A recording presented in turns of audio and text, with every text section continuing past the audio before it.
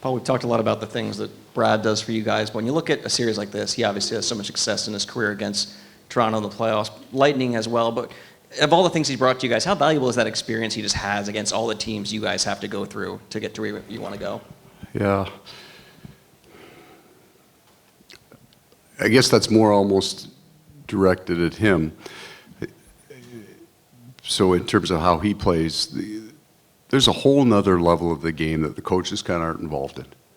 And that is these forwards, if they spend enough time against defensemen, will learn their tendencies, right? The little things that we're not teaching them on the ice, it's experiential only.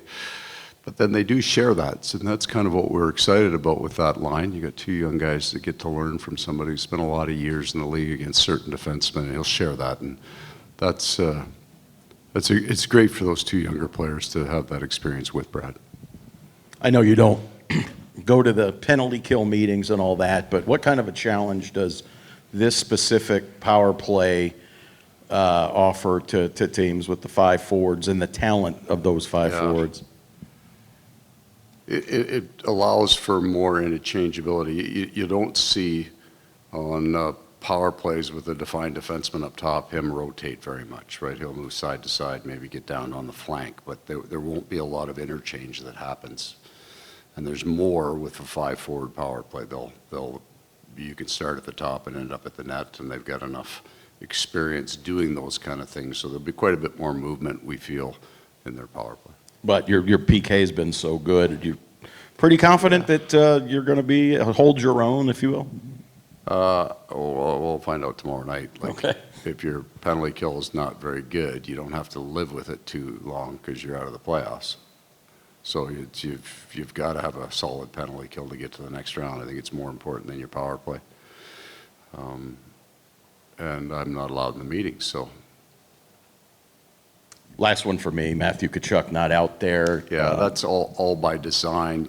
He had a heavy day yesterday, in just kind of getting some of that conditioning and strength back. So he's on every second day rotation now, as we will be starting tomorrow. But good for a game. Yeah. Back to the special team stuff. There is history, obviously, between the two teams, yet you look at the regular season series, and the stakes are different than this time of year, of course, but I think you only gave up 9 power plays against them in the 4 games. Yeah. Just how critical is that to? Well, volume matters, for sure. You just can't be in the box. I haven't felt that you know anything about what tomorrow is going to look like necessarily from what's happened in the past. It may be low scoring, it could be high scoring. Special teams could have a huge impact or not very much, depending on how much time you're in the penalty box. If you want to stay out of the, those stick penalties, the trippings, the hooks, that's usually a tell that you're behind it. In which case, you're probably losing the game 5-on-5. If you're behind it, you're behind it, and it'll affect you more importantly on your 5-on-5 game. So staying out of the penalty box is critical for everybody. Your power plays in a series got to win you a game. Your penalty kill is going to have to win your game. Your goalie's got to win you a game. So every piece of your game is going to have to be at a fairly elite level to make a difference.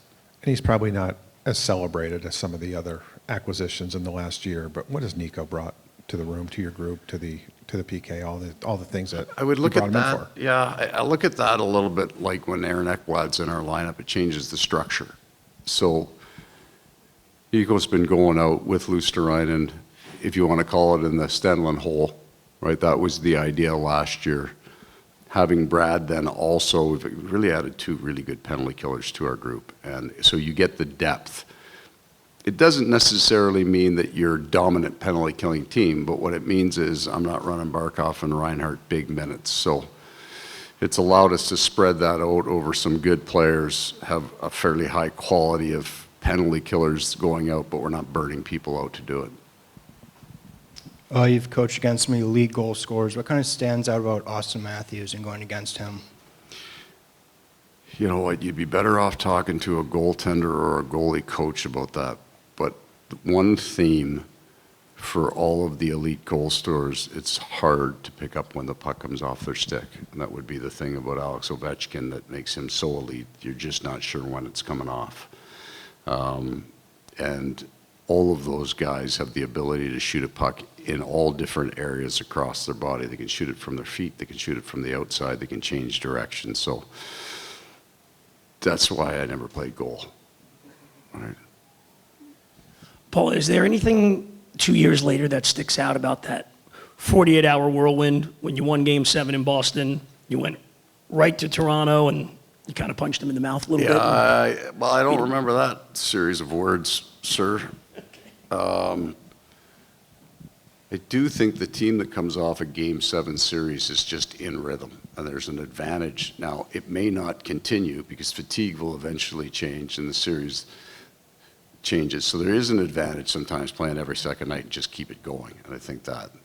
There's nothing from that series that's impactful other than maybe what we learned in Game 4, but that had nothing to do with the Toronto Maple Leafs. It was our first, well, we went to 7 games in the first series. It was our first closeout game.